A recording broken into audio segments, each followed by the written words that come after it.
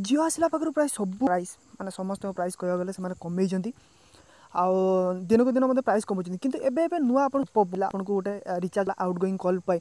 से 25-35 पाखु स्टार्ट होता कहार 65 था सब किसी अलग अलग था वोडाफोन अलग था और एयरटेल अलग था किंतु जिओर कौन था आपंकर अनलिमिटेड कॉल पैक था ओनली पैक किंतु आगुरी आम कौन लोक जदि प्राइमरी सिम कि नॉर्मल सिम यूज करती जिओ ताले से डाटा यूज करला जदि आम पाखे डाटा बहुत दरकार था किंतु नॉर्मल लोक मैंने जो मैंने मिडिल क्लास फैमिली थे कि कौन गरीब लोक मैंने कहते हैं टॉपअप ही चलुले 10 टका कथा होते सरीगला ना कम से कम मिस कल ही मारिदे जिओ वाला पाखु किंतु एबे नुआ नियम आसी आप शुणिले आश्चर्य हो तो कौ नियम से नियम विषय आप शुणिले आप मुंड काम करेंगे आ भावे कहीं एमती कर टेलीकॉम कंपनी मैंने तो मुनंतु आप देखते ऑलिवुड फेस्ट चला तो कि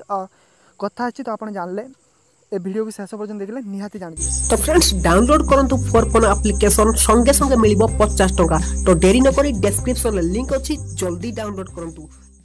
तो फास्ट कथा होची आपण सुनिथिबे आपनको नॉर्मली आउट गोइंग कॉल करिया पई जतले टॉप अप बनथिला तो आपन किछि रिचार्ज करिया पई पड़ला आपण सियोर जानथिबे एयरटेल हो वोडाफोन हो किछि ना किछि एक किछि दिन हो सेटा स्टार्ट हो मासे पाखा मासे कि 1.5 मास हो किंतु एबे भी से बाहर कर दी जदि आपण से पैक न पकु जंतला आपनको कम से कम 35 टका रिचार्ज करिया पई पड़ो इनकमिंग कॉल मध्ये बंद करिया जाउची। तो फास्ट कथा होची आपण पार जदि टॉप अप पैसा भी अछि 10-20 टका मेन बैलेंस अछि जदि आपण कोनसी आउट गोइंग पैक जेरा कि 25 हो 35 हो जहाँ भी हो तो मुझे ठीक से कही पार्नु कौ को ऑपरेटर अलग अलग अच्छी तो 35 हो जहाँ भी हो मिनिमम 35 था तो से गोटे पैक रिचार्ज कले आपको आउट गोइंग फैसिलिटी मासे हो 20 दिन हो 90 दिन हो जहाँ भी फैसिलिटी मिलूला किंतु एबे बाहर कर दी सब किसी तो एबे मु देखिली मोर बापांकर वोडाफोन सिम रे बैलेंस थिला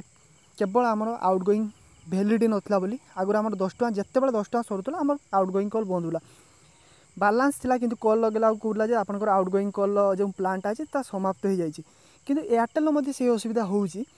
तो एयरटेल किंतु आपनको life time incoming outgoing पई किछि पैक नै कि आछि जहाँ विशेष सूत्र जाना पड़ी तो आप कमेंट करथिबे जो आउट गोइंग तो बंद करला बंद आगु जो बर्तमान नियम नै कि आछि जदि आप मासवर किछि रिचार्ज न करछन त आपन इनकमिंग कॉल भी बंद हो जो तो एटा को प्रकार कथा तो आमे तो पुणी थर 1900 मसिया को पड़ेला आगु जेमिति आमे आगु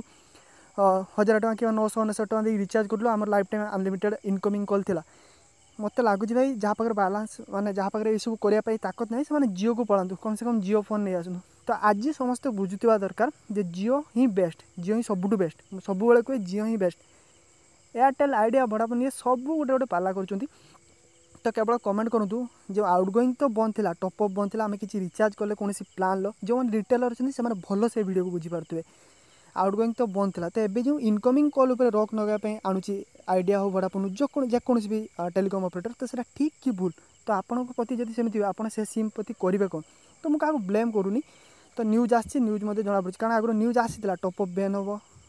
आपन कौन पैक रिचार्ज करने पड़ो से न्यूज सत्य ही है तो ये आसी संवाद फंबाद दौर दैनिक भास्कर आप चेक करेंगे जे आपन को इनकमिंग कॉल भी पैसा लगी पारे तो केते लागिवो सेटा ऑपरेटर डिसाइड करेंगे किंतु मु भी शुणी एयरटेल गोटे मस्त ऑफर नहीं आसी जेरा को आप इनकमिंग आउट गोइंग कॉल सुविधा आप आराम से पाइपर तो जियो जिंदाबाद जियो को पोर्टेबिलिटी कर दिंतु डुआल वोल्टी यूज करूँ तो बहुत भल हम तो वीडियो वाला वीडियो लाइक करूँ शेयर करूँ आप गोटे कमेंट कर दूँ जो इनकमिंग कॉल उपर रॉक लगे आणुची तो सेटा रॉक लगे कथा कि नुह तो रोचे जय जगन्नाथ कारण आम जहाँ पर पैसा अच्छी बहुत पैसा अच्छे से चल जाए जो मैंने टॉपअप चलुले से तो एक तो हैरान होती पुणी तो हैरान होगा जाऊँ तो वीडियो को लाइक करो भाई मैंने प्लीज वीडियो को शेयर करो।